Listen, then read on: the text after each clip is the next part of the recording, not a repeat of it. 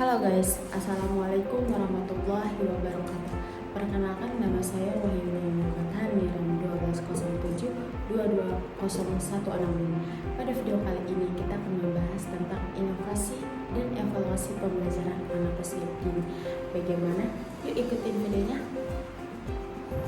Pendidikan anak usia dini adalah suatu proses pembinaan yang ditujukan kepada anak dari lahir hingga usia 6 tahun melalui pembinaan yang terangsang pendidikan secara sistematis untuk membantu pertumbuhan dan perkembangan seorang anak.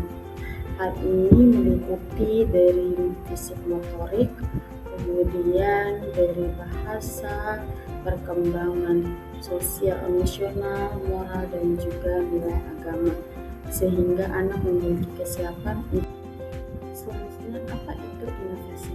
Inovasi merupakan pembelajaran pembaruan dilakukan secara sadar oleh pendidik untuk merancang dan melaksanakan proses pembelajaran di kelas, di mana pembelajaran tersebut bisa menjadi efektif dan juga menarik untuk anak.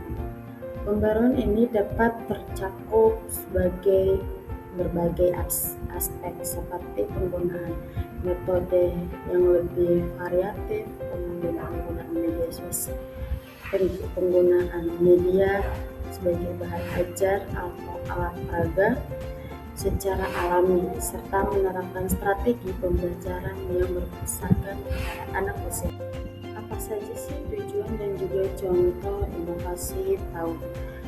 Untuk tujuan yang pertama, meningkatkan kemampuan minat membaca anak, kemudian mengembangkan kreativitas pembelajaran, kemudian menyesuaikan dengan perkembangan zaman, dan yang terakhir adalah menciptakan pembelajaran yang menyenangkan.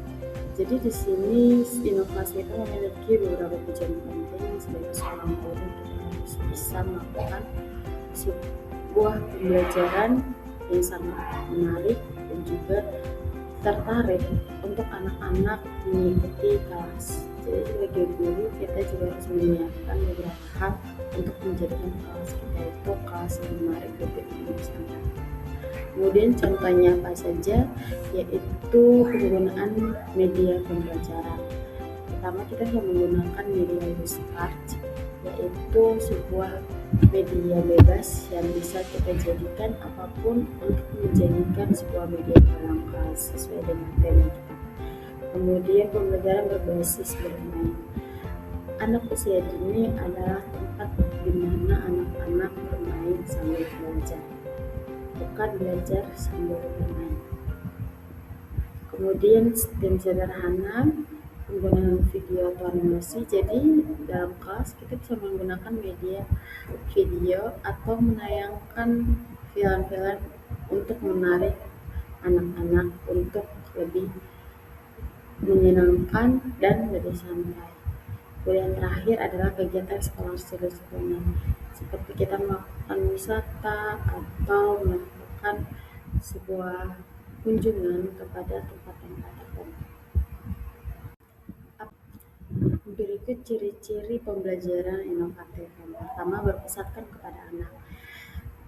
Ciri-ciri tersebut menentukan bahwa subjek daripada pembelajaran yang inovatif dan menyenangkan adalah berpusat kepada anak, bukan seorang guru. Kemudian menyenangkan dan tidak membosankan. Tentu saja sebagai seorang guru kita harus menyiapkan kelas kita menjadi tempat yang tidak membosankan untuk anak belajar. Kemudian melibatkan aktivitas langsung. Jadi kita bisa mengajak anak-anak untuk melakukan sebuah eksperimen secara langsung agar anak-anak dapat mudah memahami materi tersebut. Mendorong kreativitas dan imajinasi. Jadi kita membiarkan anak berimajinasi bebas, menentukan apa yang mereka inginkan dan melakukan apa yang mereka mau. Berikut, setelah kita mempelajari tentang inovasi pembelajaran anak usia dini, selanjutnya kita akan memasuki evaluasi pembelajaran anak usia dini.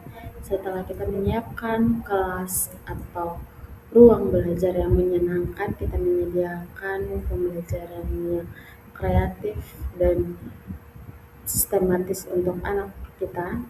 Selanjutnya kita melakukan evaluasi. Apa sih itu evaluasi? Evaluasi adalah suatu proses sistematis yang dilakukan oleh guru untuk menilai, mengamati, dan juga mengukur kemampuan seorang anak selama kegiatan belajar berlangsung, baik dalam aspek bahasa, fisik, motorik, motorik halus, motorik kasar, dan juga sosial, dan terakhir nilai agama, sehingga guru dapat menentukan kemampuan anak-anak di dalam kelasnya.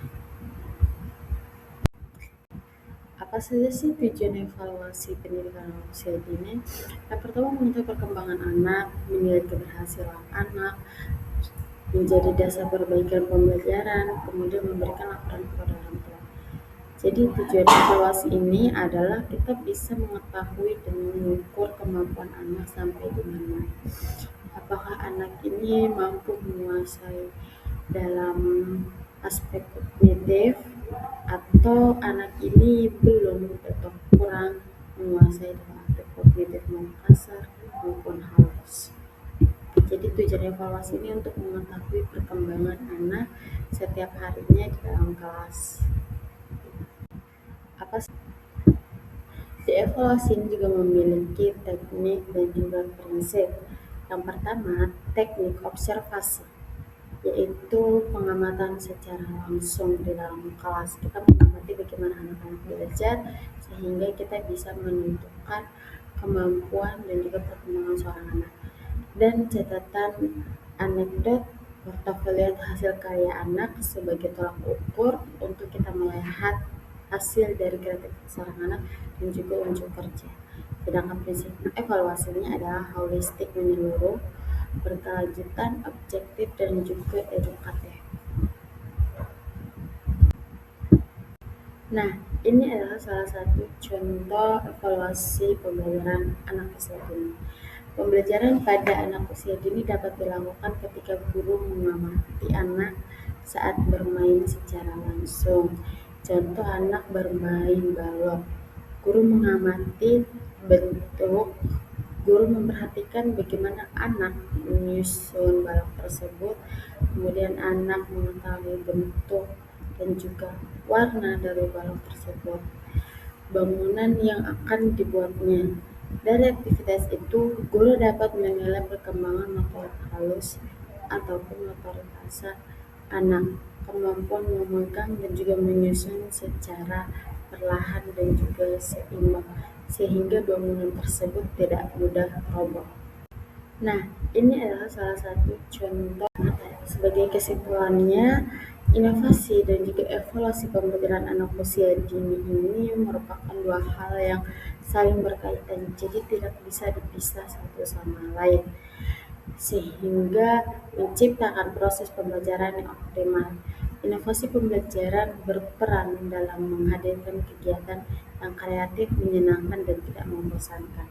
Sementara itu, evaluasi sendiri pembelajaran berfungsi untuk menentu, memantau, dan juga mengamati perkembangan anak selama proses pembelajaran di dalam kelas, sehingga dalam proses pengamatan dan juga observasi tersebut, guru dapat membuatkan hasil seperti rapor agar menjadi sebuah pemberitahuan atau sebuah pengamatan kepada orang tua untuk melihat kemampuan anaknya, baik dari semua 6 aspek, yaitu aspek kognitif, fisik, kemudian bahasa, sosial, dan juga 6. Itulah tadi pembahasan singkat di video sebelumnya. Kurang dan lebihnya mohon dimaafkan. Wabillahi taufiq wal hidayah. Wassalamualaikum warahmatullahi wabarakatuh. Bye bye.